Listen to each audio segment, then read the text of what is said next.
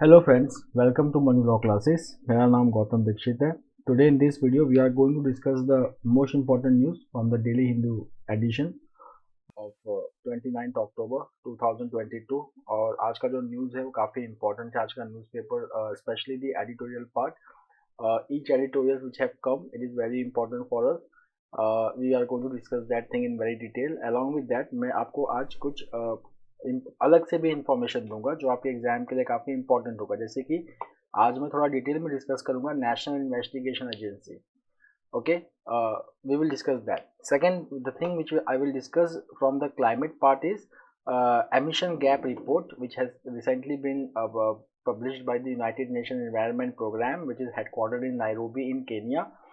उसके important points क्या हैं जो हमें रिमेंबर करने हैं, क्योंकि आज एक एडिटोरियल जो है वो क्लाइमेट से रिलेटेड है. Along with that we will also do the revision of India's 5-point climate action goal which was announced at COP26 Glasgow, which is again important for our exam, and the related news about the climate.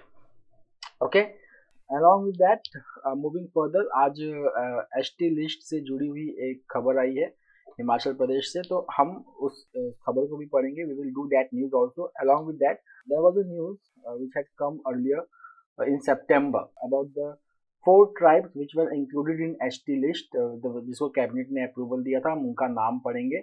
And again, there was one more tribe which was earlier included in a scheduled caste in Uttar Pradesh, but now it has been included under ST list. वो क्या है वो सब आज हम उसको एक अच्छे से करेंगे. So let's start with the news. पहला जो news है that is about UAPA, that is it gave an impetus to fight against terror, says Narendra Modi.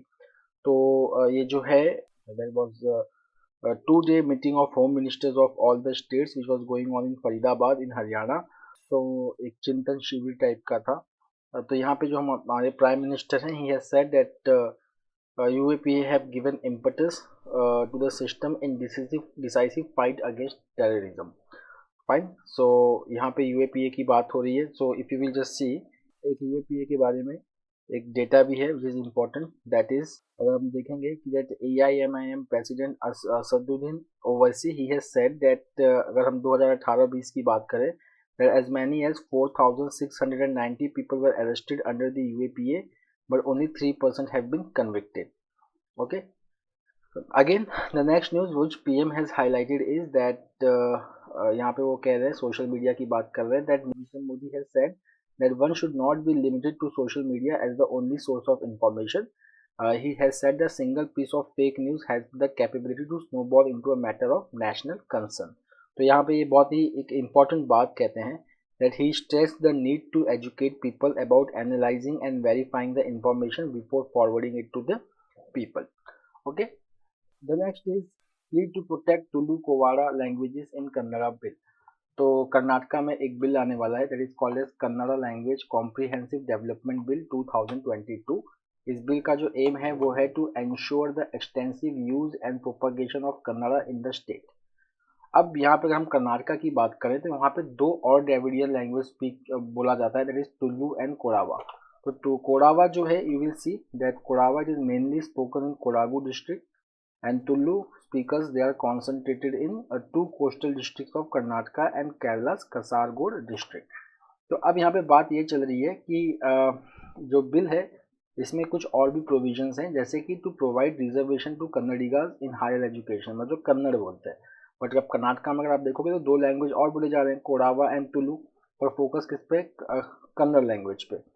So it aims to provide reservation to Kannadigas in higher education, link incentives to industries with jobs for locals, की मतलब जो industries Karnataka में आएंगी अगर वो locals को job देते हैं तो उनके लिए स्पेशल इंसेंटिव्स होगा, and primacy to Kannada language. तो अब जो इस 2 लैंग्वेज के लोग हैं, now they are preparing for the legal battle because now they say that this bill is threat to minority language. यहाँ पे माइनॉरिटी लैंग्वेज का मतलब है Tulu and Kodava. Okay. Now the next is एक इंफॉर्मेशन होता है इलेक्ट में खास करके पूछा जाता है. तो यहाँ पे अगर हम देखेंगे कि the origin of tanbo art और rice paddy art can be traced to Japan, where people plant paddy of various varieties and use to create the desired image. तो यहाँ पे वायनाड में एक फार्मर है who has created Ashoka Chakra using paddy art, as you can see over here in the image. Okay, here Mr. Johnson, he has been creating different patterns and images on his 20 cents of land, and his creations include puka llamas, that is floral carpets. Okay, मतलब यहाँ पे क्या होता है कि different variety of rice को use करते हैं, ठीक है। ये जो पूरा आप देख रहे हो ये राइस कल्टीवेशन ही है, तो इसको डिफरेंट राइस वैरायटीज यूज करके उसको डिफरेंट डिफरेंट कलर दिया जाता है। Okay, then map of Kerala, then diya, and now Ashoka Chakra. Okay, now Mr. Johnson, he has also won the state award for best organic farmer in 2020-21. The next is anger in Himachal Pradesh over ST notification for Hattis. तो ये पहले हम लोग इसका एक background news कर लेते हैं जो हमारे लिए काफी इंपॉर्टेंट है। सितंबर 15 का ये न्यूज था, सितंबर 14-15 का, जहाँ पे यूनियन कैबिनेट ने अप्रूव किया था for inclusion of 4 tribes in SC list. Now this 4 tribes they were from 3 states, ठीक है ना। तो एक तो हत्ती ट्राइब था हिमाचल प्रदेश का, ठीक है। सेकेंड एंड थर्ड इज नारी कोरोवन, नारी कोरोवन, नारी कोरोवन ट्राइब, एंड कुरी विकरन ट्राइब, कुरी विकरन tribe. These were the 2 tribes from Tamil Nadu which were included in the ST list, and then Bhinjia tribe in Chhattisgarh. This was also included in ST list. और एक हत्ती tribe जो है, it is found in Transgiri area of Sirmaur district in Himachal Pradesh. Okay, so हत्ती tribe ये बहुत ही important है, Transgiri area of Sirmaur एक डिस्ट्रिक्ट है हिमाचल प्रदेश में, ठीक है। ये ऑर्डर था। जो सेकंड जो इम्पोर्टेंट थिंग था इसमें ये था कि जो गोंड कम्युनिटी है जो उत्तर प्रदेश में रहती है, ठीक है, they were earlier in scheduled caste list, now they have been brought under the scheduled tribe list. Fine, so this were some of the important updates which have happened in the last month. उसके बाद अगर आप देखेंगे कि किसी भी cast को ST में कैसे इंक्लूड करते हैं, तो उसका एक प्रोसीजर होता है। उसका प्रोसीजर क्या होता है कि यहाँ पे क्या होता है कि रिस्पेक्टिव स्टेट गवर्नमेंट जो है वो रिकमेंड करती है for inclusion of certain caste into ST list. Okay, उसके बाद ये जो प्रपोजल है it goes to tribal affairs ministry, and then tribal affairs ministry उसको रिव्यू करने के बाद रजिस्ट्रार जनरल ऑफ इंडिया को अप्रूवल के लिए भेजती है। उसके बाद रजिस्ट्रार जनरल ऑफ इंडिया के पास अप्रूवल के बाद जाने के बाद national commission for scheduled tribes का भी अप्रूवल लगता है before cabinet approves it. Okay, so it starts from state government, then state government sends it to Ministry of Tribal Affairs, ठीक है, then Tribal Affairs sends it to Registrar General of India, then Registrar General of India plus National Commission for Scheduled Caste, which is a constitutional body under Article 338A, they send their approvals to Union Cabinet, and then Union Cabinet approves it, and then a bill is introduced in Parliament to give the ST status to different communities. Okay, तो यहाँ पे जो बात चल रही है कि हिमाचल प्रदेश की बात चल रही है, that is the reason announcement by the centre to bring the Hatti tribe in the scheduled tribes in Sirmaur district. Okay, so this is the point of contention. तो यहाँ पे अगर सिरमौर डिस्ट्रिक्ट में देखेंगे तो Gujjars they are the only ST communities, okay, and they along with scheduled caste group they have voiced their concern over this move। Okay, तो अगर आप यहाँ पे हम देखेंगे तो यहाँ पे जो मेन कंटेंशन है वो ये है दैट यहाँ पे गुज्जर्स जो हैं वो कह रहे हैं कि that we are just saying our share of the benefit should not be diluted, Hatti people are generally better off than us, a lot of our community members are still nomadic. This are being said by Gujjar tribe. The second thing which they are saying is that most of those who are Hattis are actually Bhars, Khash and Kanaites, okay, who are traditionally considered as upper caste, and atrocities against Dalits in Sirmaur is an issue, and those committing the atrocities are from this community, that is Hatti tribes. उसके बाद if you will see that as per the recent census, so 5.7% of the Himachal Pradesh population is ST, and 25.9% of the population is classified as scheduled caste. Now this is about the Andhra Pradesh. यहाँ के जो chief minister है उनका ये एक interview है, YS Jagan Mohan Reddy, he is the chief minister. तो यहाँ पे इनके इंटरव्यूज में कुछ इंपॉर्टेंट बात है जो हमारे एग्जाम के लिए काफ़ी इंपॉर्टेंट है, वो इंपॉर्टेंट बात हम देख लेते हैं, ठीक है। एक आंध्र प्रदेश गवर्नमेंट का एक स्कीम है for farmers that is called as Rythu Bharosa केंद्रास।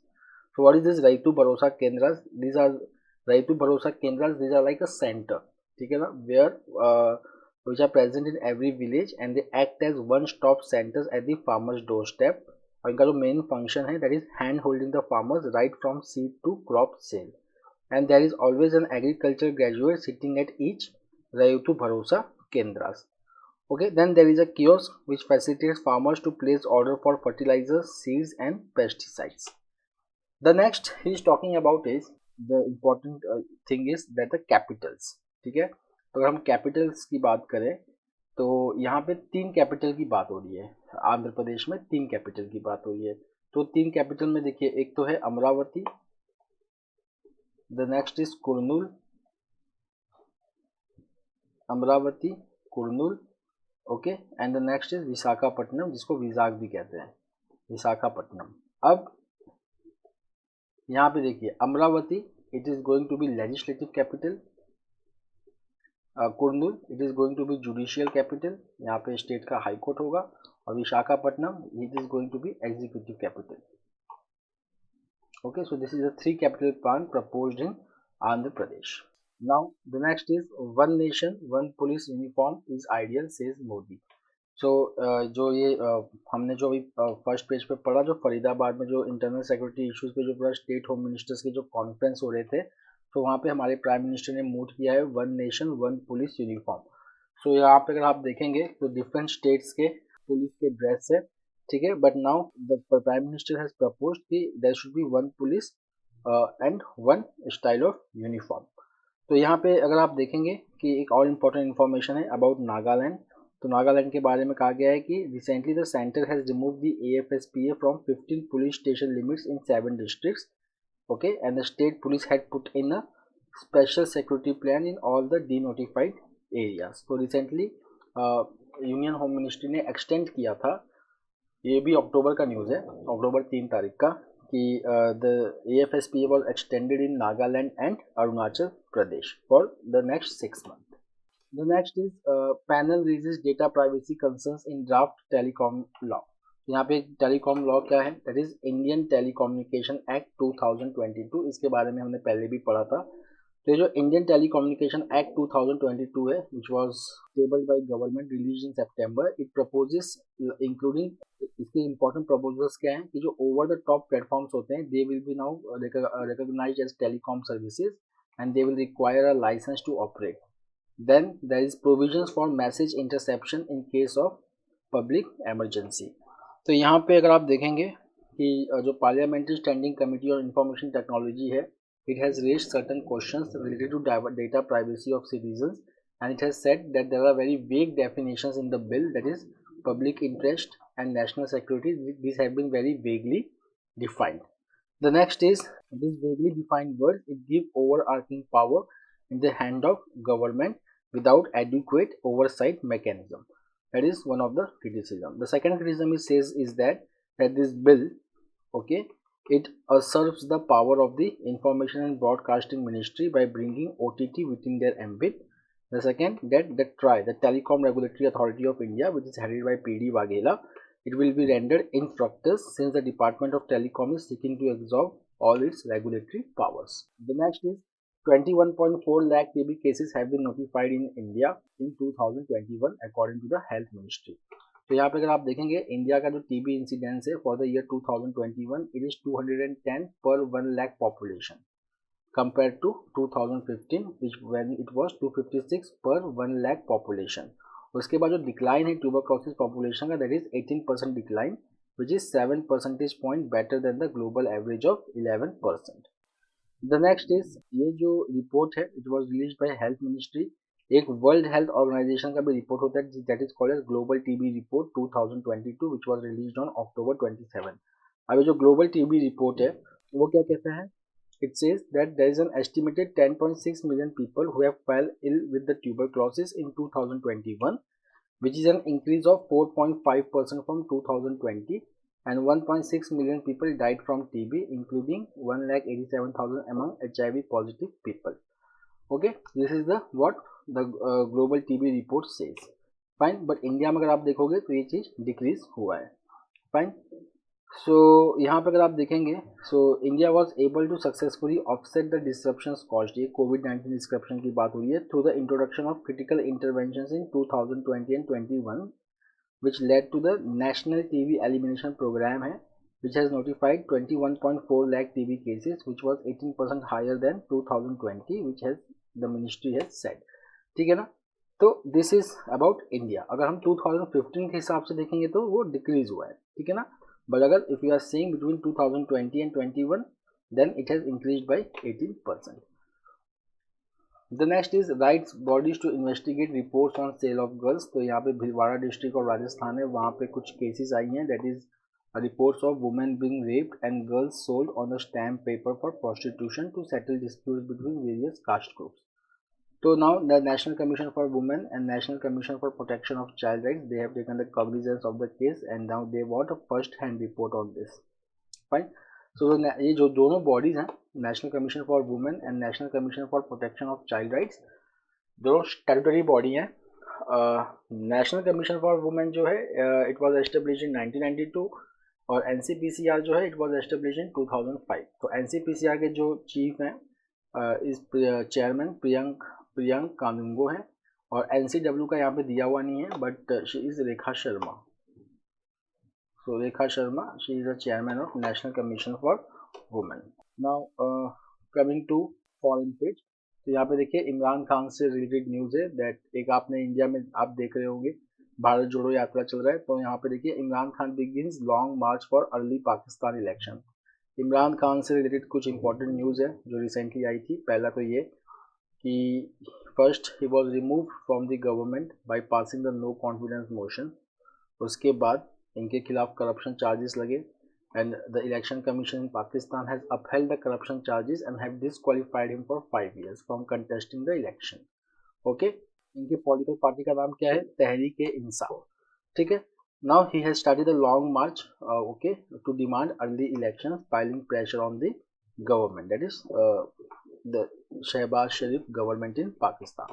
Now again one-liner news, कभी कभी पूछता है कि storms या cyclones के बारे में, तो ये हम फिलीपींस की बात कर रहे हैं. तो फिलीपींस में once again a tropical storm has struck, that is called as tropical storm Nalgae. The next from economic page, again news कि गवर्नमेंट ने कहा है कि under the IT intermediary rules the government is going to set up the grievance appellate committee within 3 months. अब इनका काम क्या होगा? इनका काम यह होगा कि that each committee will have the power to overturn content moderation decisions made by social media platforms and it will consist of chairperson and 2 whole time members appointed by the centre.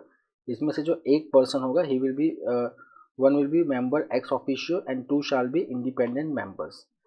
Okay, so यहाँ पे जो ये होगा इसका power क्या होगा ये देख लीजिए, इस लास्ट 2 के पैराग्राफ में, that any person aggrieved by a decision of the intermediaries grievance officer may prefer an appeal to the grievance appellate committee within 30 days. मतलब कि किसी को कुछ प्रॉब्लम हुआ, उसने यूट्यूब या ट्विटर या फेसबुक के ग्रीवियंस ऑफिसर को उसने उस प्रॉब्लम के बारे में बताया, तो उसके बाद अगर मान लो कि जो भी ग्रीवियंस ऑफिसर ने बोला उसके बारे में, if that person is not satisfied, then within 30 days that person can appeal to the grievance appellate committee. Okay, उसके बाद the committee will resolve the appeal within 30 calendar days from the date of receipt of such appeals. Now the next is Elon Musk fires top executive of Twitter. So Elon Musk became Twitter Inc.'s owner on Thursday and he has fired the top executives. Okay, so he has fired CEO Parag Agrawal, Chief Financial Officer Ned Segal, and Legal Affairs and Policy Chief Vijaya Gadde.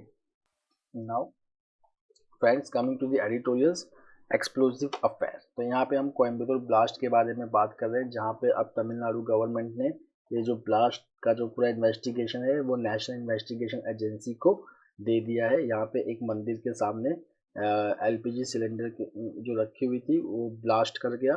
ठीक है. अब investigation में ये पाया गया है कि जो फॉलोइंग पेज पे भी है, that it was a conspiracy type and this person who died, Jamisha Mubin, this person was already being probed by National Investigation Agency, and if you will just see that there has been targeting of various right-wing outfits and their office bearers in the wake of nationwide ban on Popular Front of India. अब यहाँ पे national investigation agency हमारे लिए काफ़ी important हो जाता है. So coming to the national investigation agency, तो यहाँ पे मैं आपको पॉइंट बाय पॉइंट बताते जाऊँगा, आप बस उसको लिखते जाइए. सो NIA, so national investigation agency जो है, it is a counter terrorism law enforcement agency which was established in 2008. ठीक है, after the 26/11 Mumbai attack. Now, after 26/11 Mumbai attack, NIA Act was passed and NIA was National Investigation Agency was established to investigate the terror cases in India. Now, if you will just see that यहाँ पे it can investigate the terror cases across the country. NIA के पास ये power है without having to get permission from the state. State permission दे चाहे ना दे, but अगर terror case है तो NIA उस केस को ले सकता है. And then it functions under the ministry of home affairs and जिसका हेडक्वार्टर न्यू दिल्ली में है. और जो अभी डायरेक्टर जनरल हैं NIA के, that is the person is Dinkar Gupta. So Dinkar Gupta, DVINKAR, Dinkar Gupta, he is the current director general of NIA. उसके बाद then 2019 NIA amendment act was passed. और ये NIA amendment act 2019 gave NIA to investigate other cases also like human trafficking, cyber terrorism. तो एक 2019 में जो amendment आया, it gave more powers like human trafficking, ठीक है, cyber terrorism, then about counterfeit currency,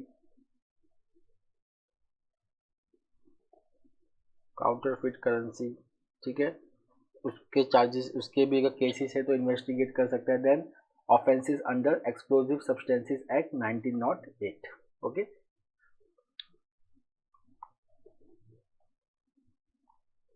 explosive substances act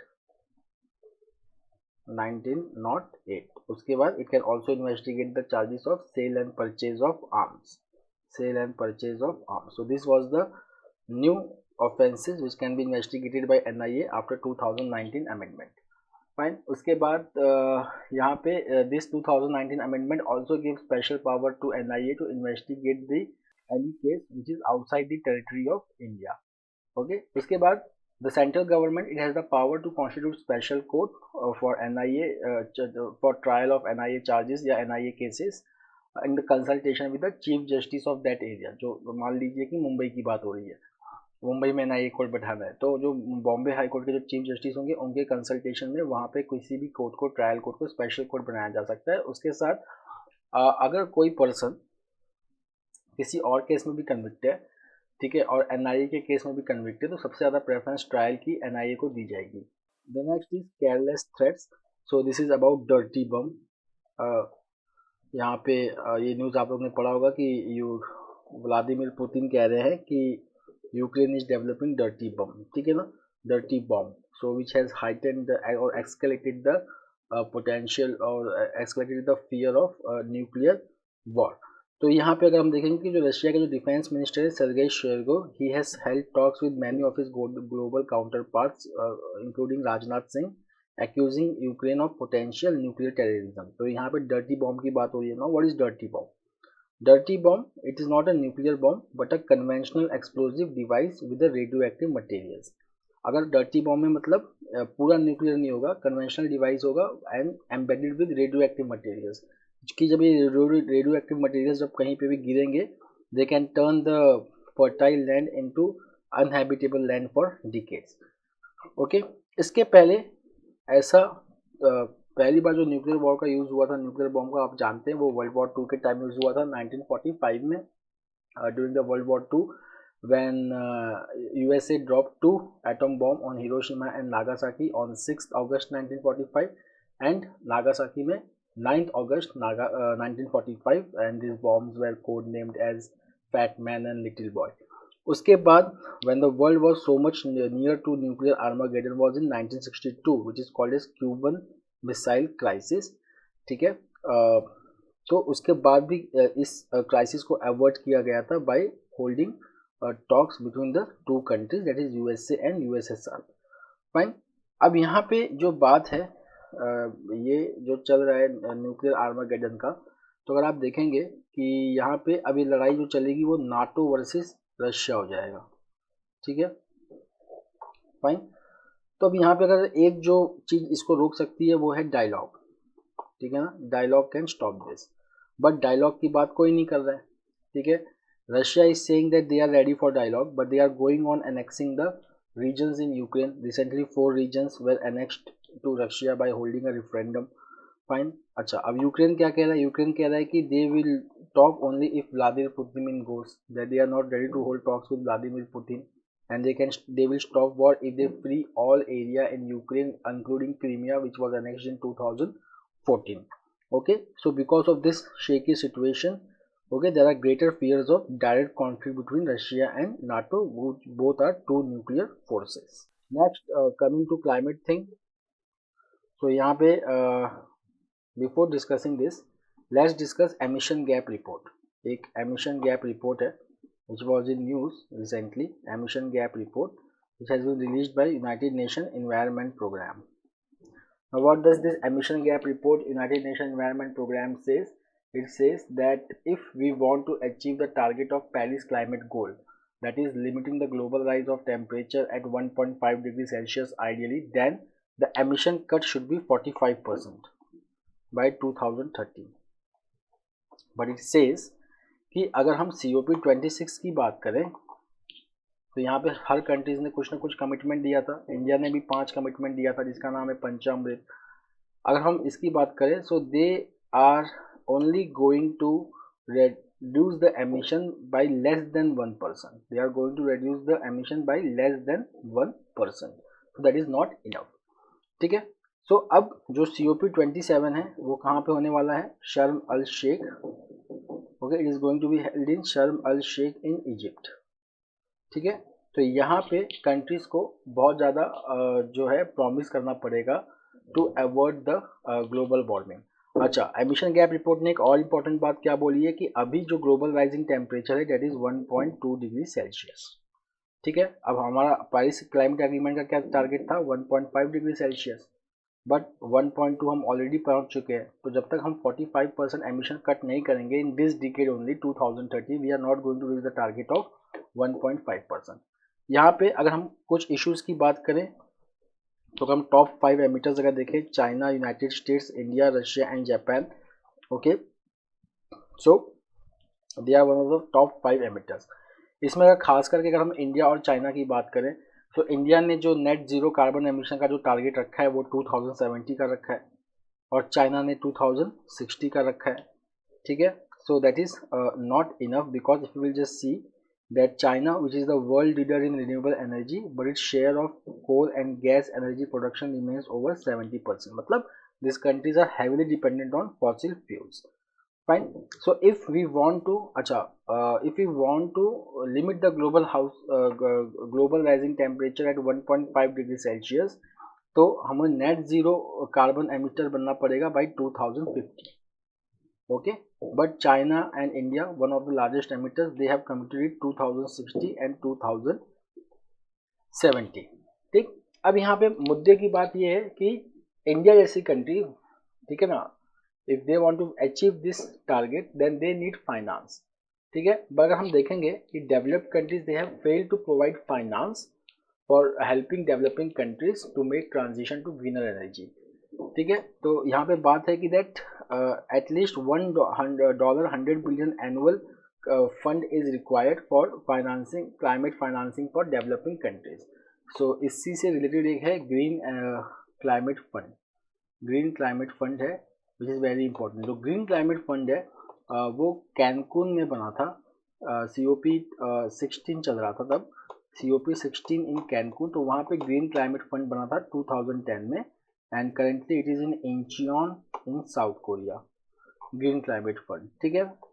अब green climate fund का यही ऑब्जेक्टिव है to mobilise fund that is at least $100 billion annually for helping developing countries for adopting technologies for adaptation and mitigation, but ये पूरा नहीं हो पा रहा है. So how the developing countries will get the resources to make a transition? So it needs the help from other multilateral lenders like World Bank and other banks. Okay. The next is the death penalty and humanizing criminal justice. तो यहाँ पे अगर हम बात करें तो it is talking about the initiative taken by the 49 Chief Justice of India, Justice U. Lalit, in cases like Anokhi Lal versus State of MP, Irfan versus State of MP, Manoj and others versus State of MP. Okay, so here if you will just see that he is focusing on mitigating circumstances. ठीक है, like if we will just see the mitigating circumstances. So यहाँ पे क्या होता है कि जब भी डेथ पेनाल्टी दी जाती है तो नॉर्मली जो ट्रायल कोर्ट का फोकस होता है वो होता है एग्रेवेटिंग सर्कमस्टेंसेस, मतलब you can say directly related to crime. What is the severity of crime. Okay, intentional था कि क्या था, कैसा था, is it rarest of rare, everything.